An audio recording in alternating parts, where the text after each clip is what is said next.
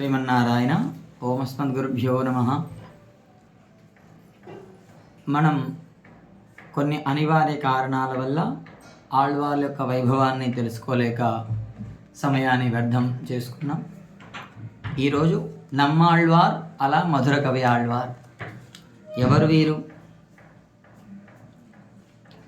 అసలు మానవుడికి భగవంతుని పొందాలని జిజ్ఞాస ఎప్పుడు కలుగుతుంది అంటే భగవంతుణ్ణి ఆశ్రయించాలి అని సంకల్పించినప్పుడు ఒక ఆచార్యుని ఆశ్రయిస్తే తప్ప భగవంతుని మనం పొందలేం. ఇది మనకు శాస్త్రం నిరూపించింది. అలానే వేదాంగ ప్రవీణుడైన ఒక మహానుభావుడు కళ్ళు తెరిచిన ఈ ప్రపంచాన్ని చూడకుండానే 16 సంవత్సరాలు ఒక చెట్టు తొర్రలోనే ఉండి తత్వజ్ఞానాన్ని తెలుసుకోగలిగాడు. అందుకే తాను పొందవలసినటువంటి జ్ఞానాన్ని వారు ఆ స్థితిలోనే అక్కడి నుంచి అలా పొందారు. పాండ్య దేశంలో తిరుక్కోవలూరు అనే గ్రామంలో నారాయణ దీక్షితుడు అనే ఒక బ్రాహ్మణోత్తమునింట ద్వాపర యుగం పూర్తయిన తర్వాత చిత్తా నక్షత్రంలో ఒక పిల్లవాడు పుట్టాడు. అతనికి మధుర కవి అని పేరు. చిన్నతనంలో ఉపనయనాలు చేసి వేదాంతాలు అధ్యయనం చేశాడు ఈ మహానుభావుడు. అయితే ఆ మధుర కవులు విద్యాభ్యాసం అయిన తర్వాత ఉత్తర తీర్థయాత్రలు చేస్తూ అయోధ్య దివ్య దేశాన్ని చేరుకున్నారు మధుర కవులు. అక్కడ రామచంద్ర పెరుమాళను సేవించుకొని ఒక సత్రంలో బస చేశారు. ఎవరు? ఈ మధుర కవి ఆళ్వార్. ఆ రాత్రి వారు అరుగు మీద పడుకున్నప్పుడు దక్షిణ దిశ నుండి ఒక దివ్య తేజస్సు వీరికి కనిపించింది. ఏమిటా తేజస్సు? బహుశా అక్కడ ఏదైనా ఒక గ్రామం తగలబడిపోతుందో ఏమో అని భయంతో వారు అక్కడికి వెళ్ళారు. కానీ మరుసటి రోజు అక్కడికి వెళ్ళి చూస్తే అక్కడ ఏమీ లేదు. మరలా అదే రాత్రి ఇంకొంచెం వెలుగు కనిపిస్తుంది. అలా ఎంత త్వరగా దగ్గరికి వెళుతుండగా కాంతి అది ఎక్కడి నుంచి వస్తుంది, ఎలా వస్తుందో తెలుసుకోవాలని జిజ్ఞాసతో వీళ్ళు బయలుదేరేవారు. అప్పుడు అలా సేవిస్తూ అక్కడి నుంచి ఈ ఆళ్వారు ఆ కాంతి ఎక్కడి నుంచి వస్తుంది, ఎలా వస్తుంది అని తెలుసుకోవాలని తపనతోనే అలా క్రమంగా ఆయన ఆళ్వార్ తిరునగరి అనే దివ్య దేశానికి చేరుకున్నారు. అక్కడికి వెళ్ళిన తర్వాత ఈ కాంతి పుంజం అనేది కనిపించలేదుగా. ఆ ప్రాంతం నుండే వస్తుందన్న అనుమానించి అక్కడ ఉండే వాళ్ళందరిని అడిగారు, అయ్యా ఇక్కడ మాకు ఇలా కనిపించింది, అసలు ఏమిటి అని అడిగితే అక్కడ ఆదినాథ పెరుమాళ్ సన్నిధిలో చింత చెట్టు త్వరలో ఒక బాలుని విషయం వీరిని ఆకర్షించినది. అనగానే ఆ బాలుడు ఎప్పుడు పుట్టాడు అంటే 43వ రోజు, కలియుగం ఆరంభమైన 43వ రోజు కర్కాటక లగ్నంలో విశాఖ నక్షత్రంలో ఒక పిల్లవాడు పుట్టాడు. అయితే ఎవరైనా సహజంగా సృష్టిలో పిల్లలు పుట్టినప్పుడు ఏడుస్తారు, కానీ ఈ పిల్లవాడు ఏడవలేదు. కలిప్రభావం ఏమాత్రం అంటుకోనందున మామూలు చంటి పిల్లవానిపై ఏడుచుచూ పడుకునే ఉండడం వలన ఆ దంపలు బాధపడి ఉలుకోలేదు పలుకోలేదు, ఇంకా ఇలాంటి మాకు కొడుకు అనవసరము అని ఆ పుట్టిన పిల్లవాడిని ఈ ఆదినాథ పెరుమాళ్ళ సన్నిధిలో ఉంచేసి వెళ్ళిపోయారు ఆ చింత చెట్టు త్వరలో. అంతటా ఆదినాథ పెరుమాళ ఆజ్ఞ చేత ఆలయ అర్చక చింతతోపులో ఉన్న నిశ్చలమూర్తికి నిత్యము ఒకలమాలికలను షోడశోపచారములు అర్పించసాగారు. ఈ విధము వర్ధితున్న పిల్లవానికి తల్లిదండ్రులు పెట్టిన పేరు మారన్ అని పేరు. కలి షఠరూపమును వశపరుచుకొనగా వీరు హుంకరించారు. అంటే హుం అని ఒక్కసారి భయంకరంగా ప్రణయనాదం చేసేసరికి ఆ షఠ అనే వాయువు అక్కడి నుంచి వెళ్ళిపోయింది.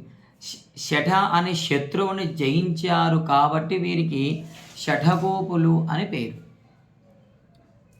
ఆళ్వార్ వర్గమునకు చేరి మనకు రక్షకులయ్యారు కనుక నమ్మాళ్వార్లు మధుర కవి వెళ్ళి దర్శించారు. అయితే మధుర కవిగా ఆళ్వారు ఒక సందేహం కలిగిందట. ఎంతసేపటి కనులు విప్పి చూడరేమి, నోరు విప్పరా అంటే ఒక పెద్ద రాతిని ఎత్తి భూమి మీద పడివేసినా అక్కడ వాతావరణ భంగము చేశారు. అప్పుడు నమ్మాళ్వార్లు కనులు తెరిచి మధుర కవి ఆళ్వార్ని చూసి మీకు ఏమి కావాలి అని అడిగారు నమ్మాళ్వార్. అప్పుడు 16 సంవత్సరాల వరకు కనులు మూసుకొని నోరు పెదవక భగవత్ అనుభవంలోని మునిగి ఉన్న ఆ బాలుడు బాహ్య ప్రపంచాన్ని మొదటిసారిగా చూడడం, అదే మొదటిసారి వ్యక్తిని చూడడం కూడా ఈ నమ్మాళ్వారు 16 సంవత్సరాల తర్వాత మధుర కవి ఆళ్వార్ని. ఆ విధంగా బదులుగా మధుర కవులారు వారు సాష్టాంగం చేస్తారు నమ్మాళ్వారికి. చేసి ఒక ప్రశ్న అడుగుతారు నమ్మాళ్వారిని. ఏమిటా ప్రశ్న అంటే, సేత్తత్తిన్ వయత్తిలే శిరయదు పిరందాల్ ఎత్తెత్తిన్ ఎంగే కిడక్కుం. అంటే ప్రశ్న అందులో ఉంది, సమాధానం అందులో ఉంది. అంటే అర్థం ఏమిటి? ప్రకృతిలో పుట్టిన జీవుడు దేనిని తిని దేని యందు ఉంటాడు అని ప్రశ్న.